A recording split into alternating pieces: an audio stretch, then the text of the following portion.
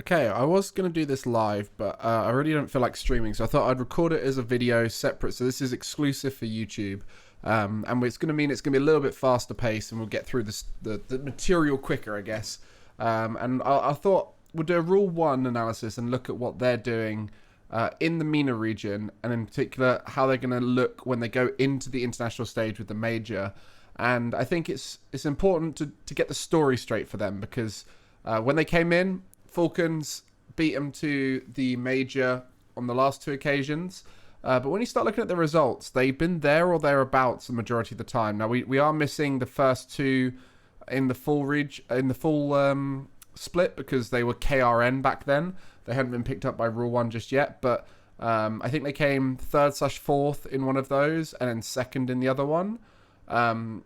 Maybe they won the first one. I can't remember. Anyway, KRN then became Rule 1, and Falcons took the full split. And then when it was the winter split, it was second, first. So, they made the final of all of them and won the final here. This was the one which has slightly controversial, because they disconnected in an earlier game, which would have put them in the quarterfinal against Falcons. So if they'd beaten Falcons then they would have made it. It was a little bit sus, but they managed to make it to the final as well as Falcons, and consequently didn't quite make it on this event here. They've looked pretty good in Saudi tournaments, so Saudi E-League. They've managed to win that one there. They recently just had one where they played under a different name, where they lost out against Falcons there. But then this is where it starts to get interesting. So this is the split here, spring, where they did manage to make the major. And this was a very weird one, because Twisted Minds now are like the 3rd team in MENA coming through. And I don't think they can make Worlds unless Rule 1 do really well at the spring major. So Twisted Minds are in an interesting spot with that. Now, correct me if I'm wrong, there might be 2 MENA spots for them, but I think last season there was only 2 MENA teams on top of Falcons, because Falcons got a top 8 finish.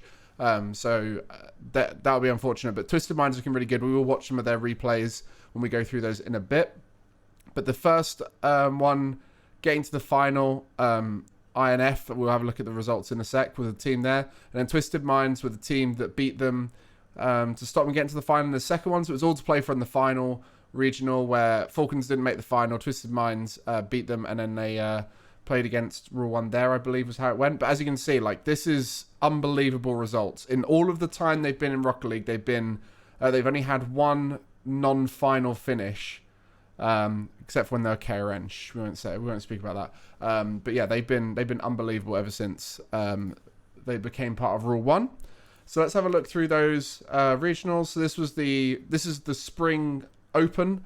So this is the first one, as you can see, beating Twisted Minds here, beating Infinity at the top, and then playing Infinity in the final. So Infinity was that team that were, kind of unexpected suspect. I mean, these are all good players, but to make it to the final was kind of unexpected. Twisted Minds beating Falcons in the lower bracket semi-final, and then Infinity just there, and they beat Falcons in the upper. So Falcons have lost Infinity and Twisted Minds and Rule 1 at points during this split. So MENA's definitely improving as a region now with RLCS, which is good. Especially now there's more than just one good team, because it means that you can't just, as Falcons, you can't just dominate the region and only scoring into European teams or something. You've got the whole region. Not that they would have done that, but you know what I mean. So MENA have got a lot of depth now. Rule 1 Falcons in the upper bracket final. Falcons win out there, and then Twisted Minds knock out Rule 1 in the lowers. So this is another thing about this format, is going down to the lowers is a very grueling task, and I think that's where Twisted Minds have been able to punish, where there's less pressure on them. When you go down to the lower bracket as Rule 1 or Falcons, there's a lot of pressure on you, and it seems like that's happened in the first 2 regionals anyway. And then in the final regional, Falcons versus Rule 1 at the top. Falcons wait, that's the same one, ignore me. Falcons versus Rule 1 at the top. Rule 1 win that out. Falcons drop down. Twisted Minds punish them in the lowers. And then Rule 1, Twisted Minds in the final. I think we showed all of those. Anyway, you get the gist of it, right? Is that Falcons and Rule 1 typically meet at some point, knocking each other out. And because of the double elimination bracket, that's not going to be in the grand final. It's going to have to be beforehand. And I think that's where we've seen the likes of Twisted Minds, etc., come through. I don't think Falcons have ever looked good after losing. When we look back at the majors, at Worlds, after they lost, they don't look as good. And, the London major, the reason why they made the finals, they didn't lose and they just kept winning. And then when they got bracket reset, they got absolutely destroyed by Moist in the second game. And, it's something that they might have to work on, is that mental resilience going to the lower bracket. Same thing for Rule 1 as well. But yeah, in Rule 1, we've obviously got the 3 players who you guys are very familiar with, especially if you follow the one scene. If you're unfamiliar with Rule 1, they consist of 2 twins and the third, Mohsin. Now, the pronunciation of their names, it can be quite confusing because they have the numbers in them. So Killers, sometimes pronounced Killers by people, and Ruas are twins. RW9 is pronounced Ruas. And I believe this is Mohsin, because the 7 makes it like an O sound. So this is the 3 players here, and we'll look at their stats. So this is the first regional of this split, and you can see that Killers is actually looking like the standout player on the team, where traditionally Ruas was the standout player, a little bit more defensively minded, but would also be unbelievable with these highlight plays, where it seems like Killers is starting to do a lot more, and you can see shooting percentage of all of them is so high. And then you've also got the goals for Killers is massive. But yeah, Ruas tends to be the one making more saves. Mohsin tends to be the one less on the ball. Typically, you see the lower points player in a strong team be the player who's more willing to give up space and just do those little like intercepty plays. So we'll see if that comes out in the replays. This is going to be quite hard to see their boost stats here, so I might actually just look at that in a different one. But then we've got them here, so you can see Ruas, Mohsin, Killers. This was the one where they didn't win it. And you can see a similar kind of setup of the Ruas and Killers, higher points than Mohsin, but it seems like just shooting percentage down a little bit, not as many goals, just not performing as well. Obviously, the win percentage goes down with that. So it's not too deep. I would say just everyone underperforming a little bit. More saves for Killers, so maybe Killers was being a bit more defensive in this. But yeah, we'll have to watch some replays to see that. And then this is the most recent one. So this is the one that I'm going to look at the stats of a bit more. Okay. It's gonna be hard to spot because we've got the multiple teams on 22 games, but you can see them here, and this is where we see Ruas start playing really well. Killers has been the standout player as of late for Rule 1, but you can see Ruas had a crazy performance here in this one, both having 1 goal per game or over 1 goal per game and over 1 assist per game, which is crazy. You very rarely see that. Of course, in the emerging regions, the ones that aren't as deep, you can see the stats get skewed across a tournament because they're going to be playing against weaker opponents. But again, you can see higher than 30% shooting. I think that's partly because they're quite comfortable counter-attacking, which is where you tend to get a higher shooting percentage, rather than that sort of onslaught style where you're going to just be peppering the net. You can also see the highest saves here for Ruas. So Ruas was the highest in all 3 main stats there. The only one not is the shooting. So yeah, not too deep there. But I want to look at the boost stats. So hopefully, yes, they've separated them as a team here, which is useful. So I'm just going to create this area here. So we look at the boost stats whenever we go through. So Ruas, this looks really solid, around that 400 mark for boost per minute. Average of 50 is pretty solid. These numbers seem pretty solid. Being comfortable at 100 boost, being comfortable at 0 boost, like they're both in favor of the player, right? You want to have more time at 100 boost, less time at 0 boost. So like this is the sweet spot for Ruas. They're all quite large boost heavy, right? Like they're all on the slightly higher end here. They do pick up a lot of pads, which is good, but they do pick up quite a lot of big hundreds. So I could see this being potential weakness that people can punish when they're playing internationally, because These are all quite high. Now, they probably get away with it. We'll look at their speed in a bit. They probably get away with it because they're a bit faster than other teams, so they can beat them to the hundreds. But if you play against a team like Liquid, where they're super fast, or you play against a team like, I don't know, like Vitality now, right? Like they're all faster teams that can beat to the boost. I mean, even like the Optic and SSG styles, their disruption will get to them. So they do have to be a little bit careful about that. Let's have a look. I actually don't know. I'm going to quickly check. I don't know who do they play in the major. So they play against Crew. I don't know much about Crew, to be fair. BDS and Gen G might be all right. So this is an all right bracket for them, to be fair. But yeah, let's have a little look at the positioning. So they're all together. I love this when they're all together. It makes a massive difference. Oh, we've got a very thin pen now. Thicken it up again. Let's just do that real quick, just to make it easier for you guys. So positionally, really like this. This is the most important column we look at with the stats these days. Percentage behind the ball is a massive stat and can often be indicative of a strong or bad performance. So I think this is something that's good to be seeing. Then we can also see Mosin is the most back. Ruas is kind of the balance. Clear is allowed to be a little bit more active upfield. But ultimately they just get back behind the ball and then send the ball forward, right? Like they're very rotational team in terms of the stats. I don't know the gameplay, so we're going based off of the stats, completely blind going into the gameplay. I know Rule 1 from early Rule 1 when Falcons was slightly stronger. But yeah, this is all looking very good with the stats. I'm sure if we looked at percentage behind the ball, yeah, Mosin's one of the highest.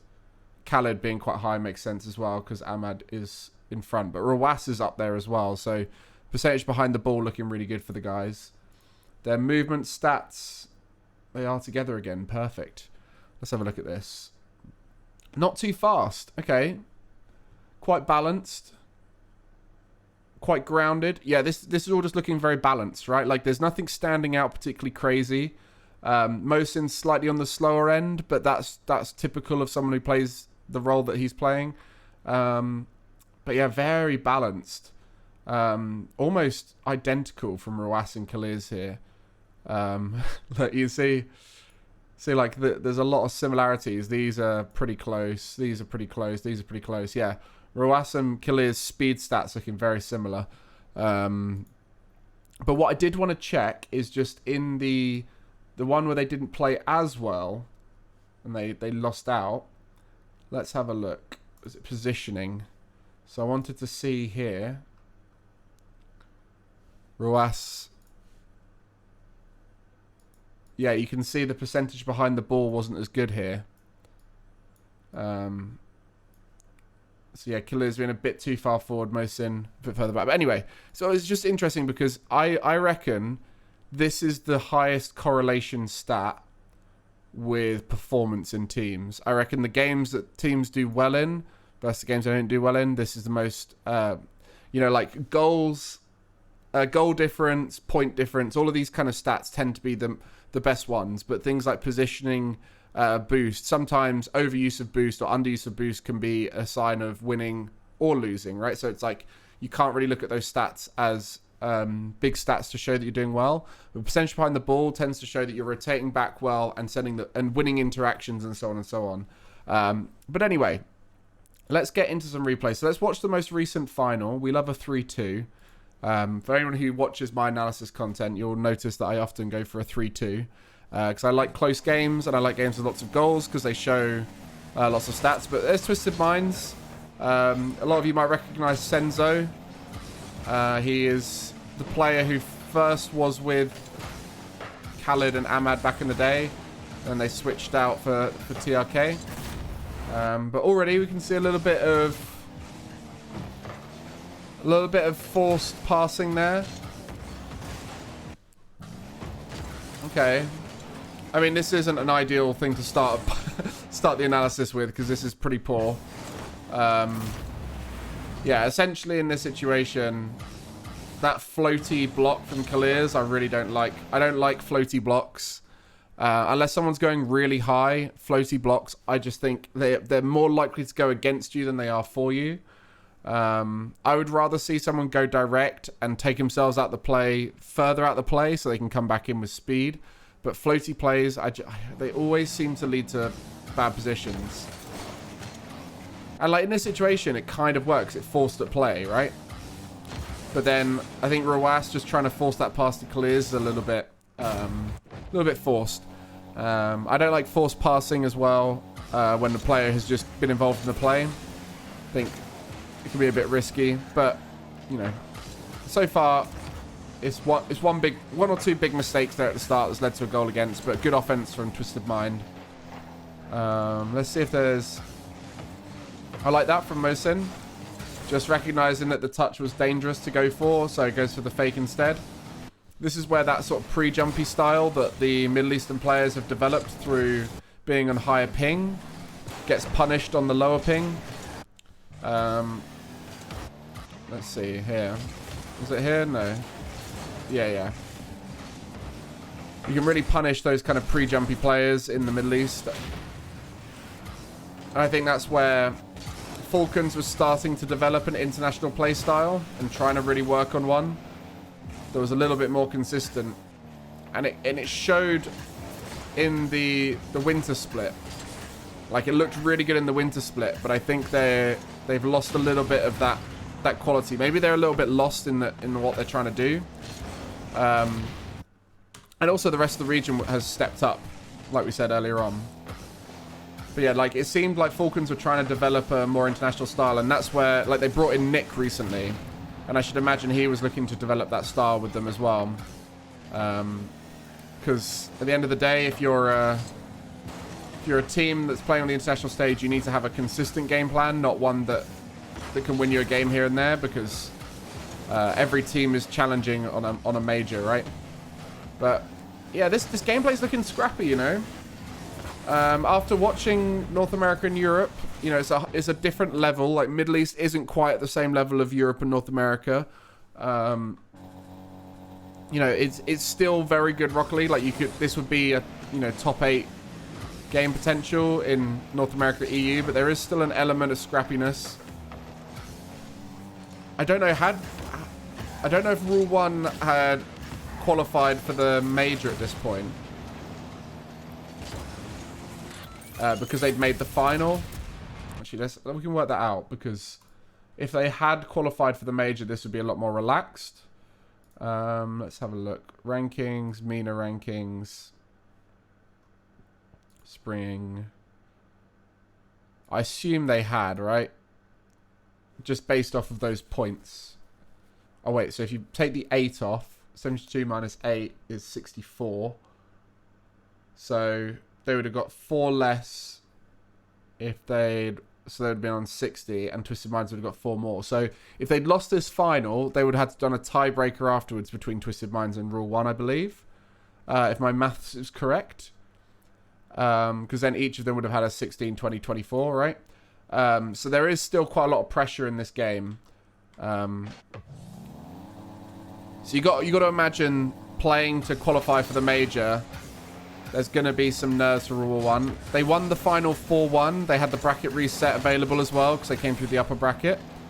So there is stuff still in their favour. But there does seem to be some nervy panic touches at times. Let's have a little watch of Rawas. So Clears, the best way to describe Clears is they look to be like quite a typical offensive player, right? One who's looking to get in the mix, trying to create chances, trying to be creative with their touches.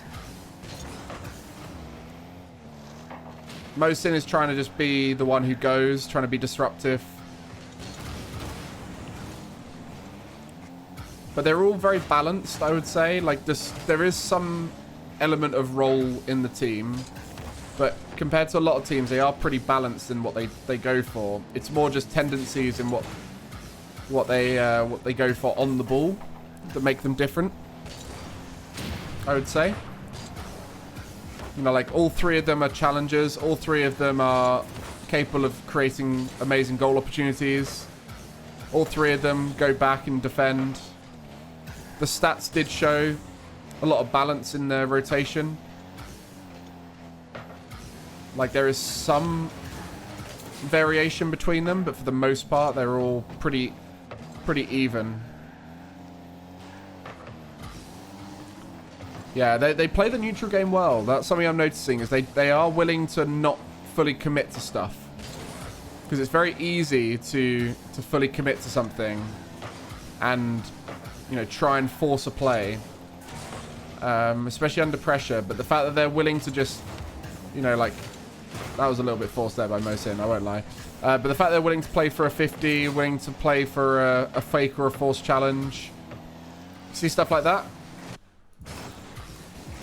This is a great example of it, right? Just recognizing that you're not going to be able to beat them to the ball, so then turning it into a 50. That kind of stuff will work pretty well.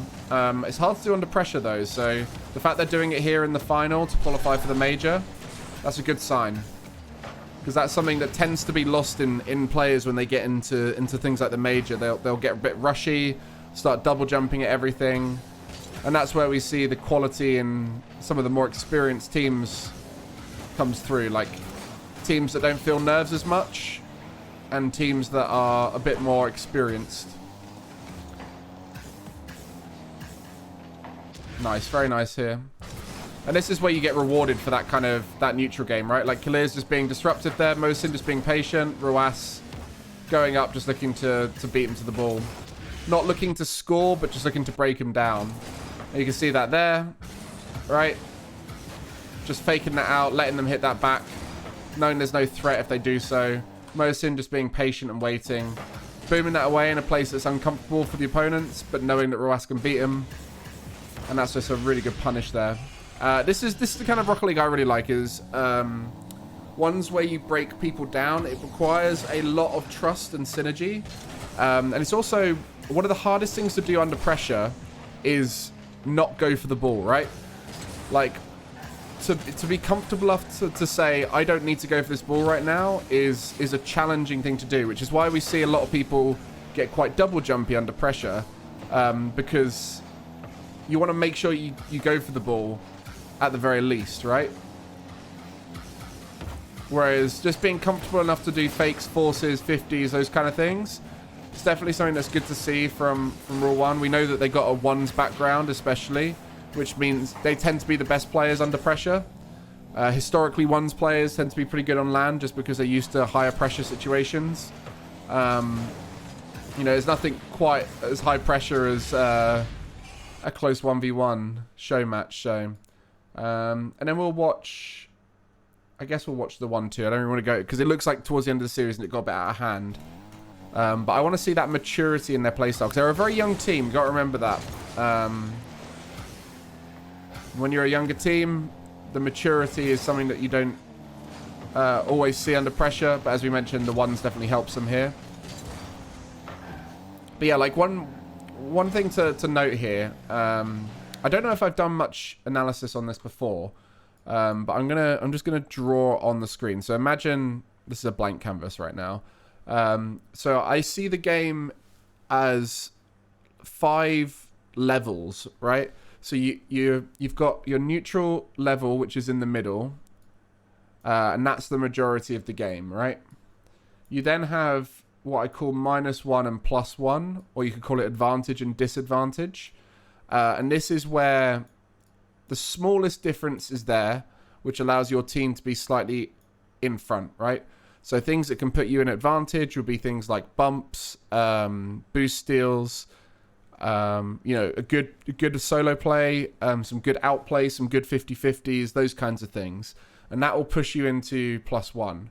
Now, +1 doesn't mean you're going to score. It just means that you as a team have an advantage. If you keep at it, then you can get into a position which I call +2, which is strong advantage.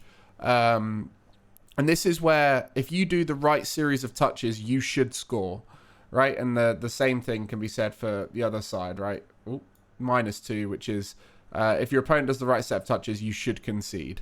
Now, what it seems to me like this this team is very good at is they're very good at staying in neutral, not going into -1, and then being comfortable to get themselves in +1 on the regular.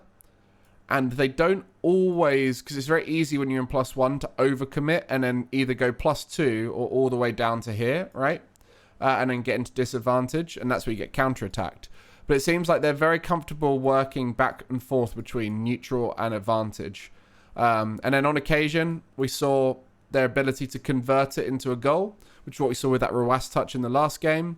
But they seem to be quite comfortable with the idea of sticking in this higher end of neutral, you know, playing for the not overcommitting, rotating back. We saw that in the stats, the percentage behind the ball stuff. They're very willing to not overcommit. They're willing to go back and trust each other to be behind each other. And so we see quite a lot of that. So it'll be interesting to see whether that continues in this gameplay here. But you can see, I mean, they concede at the start again, which I think that just comes from some scrappy touches, some rush touches. But let's get into some open gameplay. So you can see, like, just the neutral game is what they're doing right here, which is they're trying to find a small break in the defense of Twisted Minds. And, like, they're very comfortable being in their own half. And, like, what you can see here is this touch from Venom is what puts Twisted Minds in disadvantage. It's a very small disadvantage, but it's enough that it's technically a slight overcommit, right? And then this is where what Rawas, Kalirs, and Mosin do will decide whether they go into strong advantage or not, right? And we see here Rawas goes for a solo play. They got plenty of boost to be able to do that. And once once SMW is able to read that and cut it off, they're back into neutral again, right? So you have that small window of advantage where the opponents are able to deal with it, and it doesn't turn into anything. But what they're very good at is they stick with it, right? They keep the opponents sort of ground down a little bit and try and break them even further. And as you can see here, with the boost amounts, Rule 1 are very in control of the boost. They're very in control of the momentum. Like, they're not rushing, their opponents are rushing. And now, thankfully, a few boost grabs later, Twisted Minds have managed to get themselves back in the game a little bit. But you can see how their game plan is very safe. It does require, I'm going to be honest, it requires a little bit more creativity from the individuals to get themselves into advantage. Like, they're almost like BDS-like on the how safe they're playing at times. You see, like here, right? This is Rawas here doesn't want to make a mistake, so just goes for the safer option. Follows through for the boost steal. So they do definitely go on the safer side a little bit more than perhaps they should, but yeah, I want to see them bring in a little bit more creativity when they go to the major, you know, and just feel it out a little bit.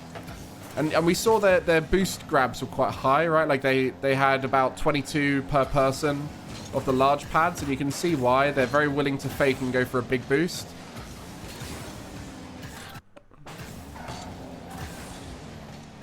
I mean, this is just classic neutral game teams. This kind of goal is classic neutral game teams. We saw it with Vitality a little bit when we analysed their gameplay. This kind of chase the ball into the corner stuff, where you have no intention really to go for the ball, but you're a threat, right? So if we watch from Venom's point of view,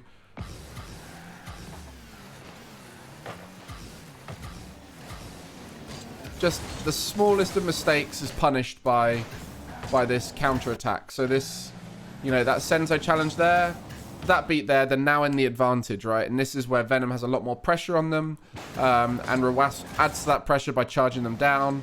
No intention to go for the ball. If there was anyone in net, they're getting bumped by Rawas. And that's a very traditional neutral heavy team goal, where they don't look to necessarily go for the ball. They look to kind of play the 50s, the fakes, the forces, the boost steals, that kind of thing. You can see how quickly they get back as a team once they recognize they've overcommitted slightly. Like Rawas is prioritizing getting back over anything else. Again, that's the same classic corner challenge there. Not committing for the ball. Following through for the bumps. Ooh, that could have been a goal right there. I think Senzo had a shot opportunity. Yeah, that's a classic like support player situation where support players mess up those opportunities. Now, you know, it could have been saved. It's a very small opportunity, but there's a lot of players out there who never intend to really score. They always intend to set up, and you can see where it lets them down sometimes at moments like that. It's what I said about Scrub when we analysed Hogan mode, which was, you know, yes, they're playing their role really well, but there's a lot of situations where they could have scored, and those need to be converted for the maximal effect of that style they're going for. But yeah, Twisted Minds look solid as well, but they're definitely relying on these sort of like crazy touches and misplays from Rule 1 off the back of them, right? So they're sort of playing this more highly aggressive play style. Again, another opportunity. They're lacking that clinical finish. They're creating the situations. They're doing these like quite creative touches around the field, but they're lacking the final touch. Yeah, they're much more willing to play higher than Rule 1. Rule 1 are a little bit more of a grounded team.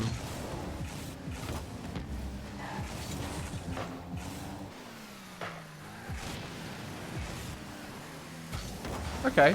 I think I'm getting the gist of how they're playing. I'd be interested to watch them in the second regional and see what the problem was. But the main thing I'm noticing is like they are not the ones who control the game. Their opponents control the game, right? Like against a team that's playing in form at the major, they might struggle to beat them if they play like this.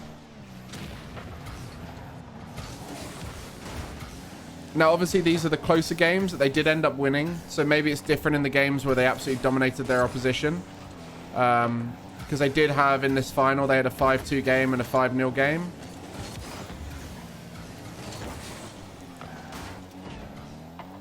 So maybe we'll watch a little bit of that real quick. Let's have a look at this final goal. Let's see how the goal happens. Because I really like the neutral game to not concede very often, but sometimes it seems like they do overcommit with it a little bit, so they haven't quite got the finer balance of it. So they might need to be a bit more aggressive with their creativity. But yeah, like you can see here, the mistake from Senzo is what ends up leading to a goal here. Let's have a watch of... I'll watch the 5-2. I want to go through the goals and see whether the goals are mistakes or whether they've earned them, you know?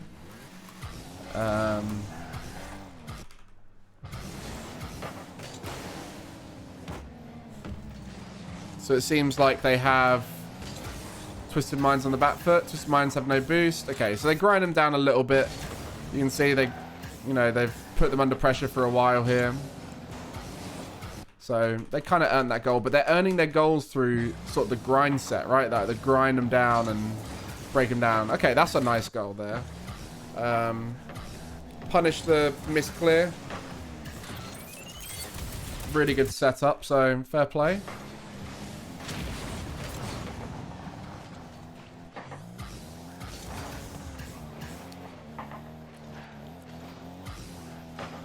Okay, that's reasonably good. Again, they sort of broken them down a fair amount. Like they're not counterattacking. They're look. You can see on the timeline at the bottom here. This is save, save, save. Yeah, these 50s classic neutral game. Save from Senzo, has to try and catch. Does so. Good 50-50. Yeah, like the 50s are the initiating touches they're going for. A lot of their goals are coming off the back of good 50s, good fakes, forces, bumps, boost steals, that kind of stuff. So they have a very clinical neutral game when they're in the higher end of neutral. When we showed that drawing earlier on, when they're in the higher end of neutral, looking to push into advantage, they have a really nice neutral game. I do think sometimes they lack a little bit of That's the way to describe it. That's a very nice goal. I mean, they are a few goals up. Yeah, they lack a little bit of safety once it doesn't work. So sometimes they do find themselves on the back foot and relying on some misses, but they're very good at reactive goal line defense. So it does play into their other strength. So we looked at that sort of scale, the +2 to -2. They're very good when they're in strong disadvantage of resetting that back to neutral. That's one of their strengths, goal line saves, and doing like crazy defensive plays. So fair enough that they managed to get themselves out of those situations whenever they are a bit rough. But yeah, we want to have a look at Regional 2. Let's have a look. So it was main event. Was it lower semis that they... No, they got into the lower final. Lost there, right? Okay, so this is where they lost to Twisted Minds. We'll have a little watch of them. Did they lose to... Who did they lose to in the uppers? Upper final. Falcons Rule 1. Okay, look at the score lines on this. We recently had a game between Falcons and Rule 1, which was 1-0, 1-0, 1-0, 1-0. Sweep from Falcons. That was in one of the Saudi tournaments that they have. That's with like, I think it's with football teams maybe. But let's have a little look. Let's have a look at the final game, I guess. That's probably the best one. I love a 3-2. You know I love a 3-2. Whenever I see a 3-2, we instantly watch it. I feel like 3-2s are the most telling games. That's what I've always found. You learn the most about two teams in a 3-2. Okay, so this is the regional that Falcons won. So Falcons are playing well. This is one which Rule 1 lost to Twisted Minds in the lower final. Yeah, you see slight overcommitment in situations like that. You can see if we go in the above. See, Rawas takes into the corner. Mosin's close on the wall side. Clears comes diving in, and like, you know, they're quite aggressive in this situation. So they can sometimes get a little bit too over aggressive when they want to try and force the neutral game into advantage, which puts them in disadvantage.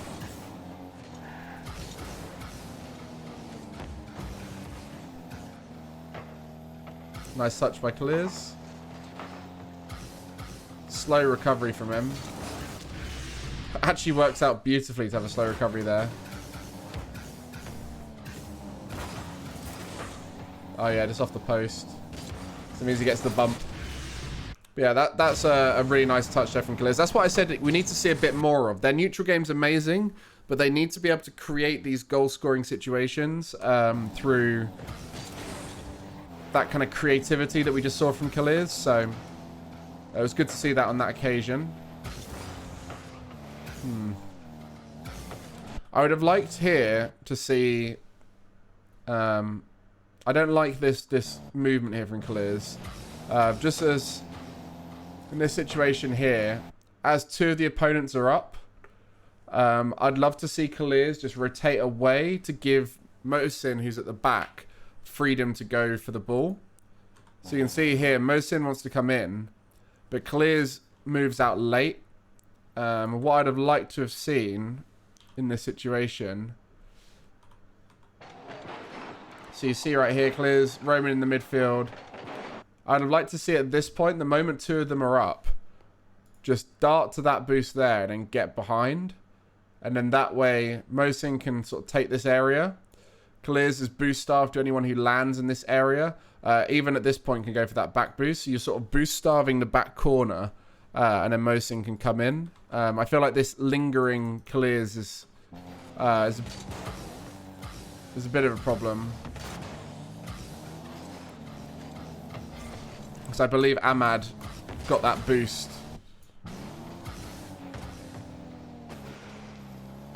And that would have set up quite a nice little counter-attack.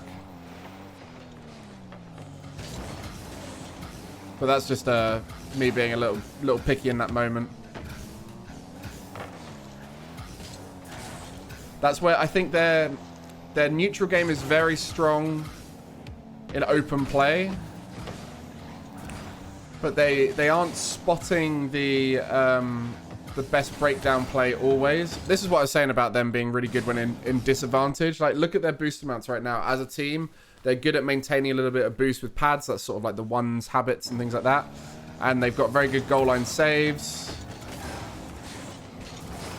Very good blocking ability. And very good at getting the ball out of that situation. I think that was in, right? Did Ahmad have that? No. Lol. Good save. I mean, there's no way they could know. But yeah, you can sort of see the like finer decisions of when they get a little bit too close to each other, when they don't quite zone out a team, when they get a bit static, stuff like that, right? Like there's these little tiny details which let their neutral game down. But for the most part, they've got a very mature playstyle, which I appreciate. So I think they're a team that's only going to get better, right? Because while they've got this more mature playstyle, they're going to get better as individuals, right? They're going to get better on the ball, and you know, like outplays like this, right? In theory, should get better. I don't know if that server was laggy for them or whether it was just a spectator bug. But, you know, like situations like this, like the way they play it is very mature and very safe, and they're not going to overcommit from it. But what we noticed with Furia is Furia have a very similar playstyle now, right? Where it's the sort of rotate back nice and fast, safety. Actually, that's a lie. They don't have a very similar playstyle. They similarly play in the neutral game. They do it in a different way. They're much more fast and aggressive, much more spread out. But they have the mechs individually in those situations to create the goal scoring opportunities, where it does seem like at times the three Rule 1 players lack the execution at speed under pressure to be able to score goals. And that could be to do with the fact that they're slightly safer in the way they play, slightly lower momentum. They don't need it in this region, so they haven't been pushed to do that yet. Maybe when they start scrimming against stronger teams at the major, that will really elevate them to the next level. But it seems like they are very comfortable playing neutral game and creating goals through essentially like 50-50s, which I think is a good base strategy that needs to be leveled up with outplayability at moments. Like, you don't want to rely on your opponent's mismanagement of the neutral game. You need to rely on your ability to take you out of the neutral area into advantage for your own doing. We've seen that a little bit, but I don't think we see it enough. And I think that's similar to what BDS have. BDS are a very solid team in Europe, but they lack right now that ability to convert neutral into advantage through their own outplaying ability, because they tend to err on the side of safe options.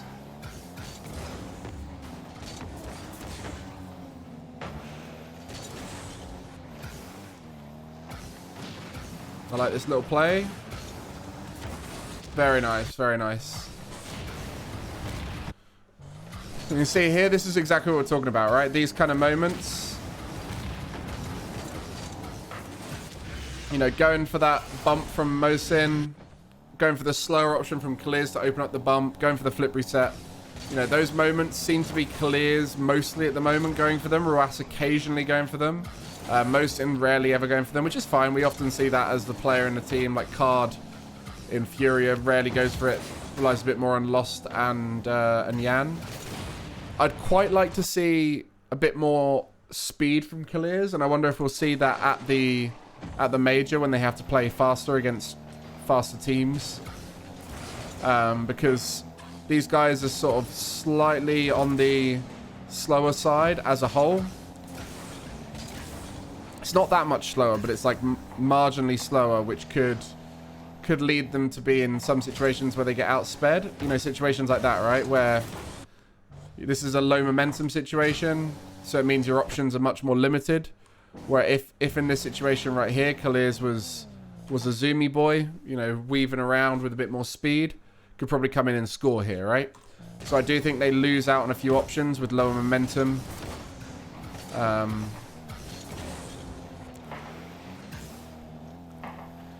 And it's, you see the same thing, right, with BDS. I think they move at a very similar speed to BDS. Like Monkey Moon and Seiko definitely lean into the sort of low 1500 area, I think. I might be mistaken. I'm going to analyze BDS after this, so I'll be interested to see there.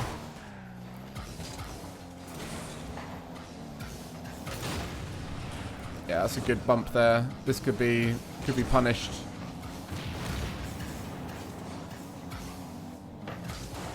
You see there, low momentum option from Kaliers gets shut down by a faster momentum team, high momentum team. You see those options that come in when you got high momentum, right? Like this is Ahmad. Ahmad's a very fast player. You see the options that are brought in by moving a little bit speedier. And this is what we mentioned about the boost. They grab a lot of 100s, and against a faster team. These are obviously just examples, but this is looking at the stats. I would assume that we would see them get punished for being reliant on the 100s a little bit. You see, like Ahmad getting that 100 means Clears has to back off, which then means he loses out in the situation and then ultimately concedes, right? So this is what we're saying about when you're up against stronger teams internationally that play a bit faster, that you know, have better control of the boost around the pitch, have a little bit more control over the challenge game. They're a lot harder to break down because they're more boost efficient, etc., etc. Like all of these factors that are like small 1%ers in every aspect of option coverage. We tend to see the international teams struggle a little bit. I say international teams, emerging region teams, like Middle East teams, and like Falcons got punished historically for being slightly over-aggressive at times, where as the neutral game improved in Europe and North America, they started to get punished for that, and they've had to work on that. And the same thing with Rule 1, they're going to have to work on their mechanical outplaying and like just general execution, right? Their quality of touches, you know, like they miss the ball more than the teams that we'll be seeing at the major, like the stronger teams. And they do sometimes lack that series of touches that breaks down the opponents. They rely a little bit on baiting in the opponents through relentless neutral game, which could bite them. So we'll go and do one more. Actually, do you know what? I think we got the gist of it, right?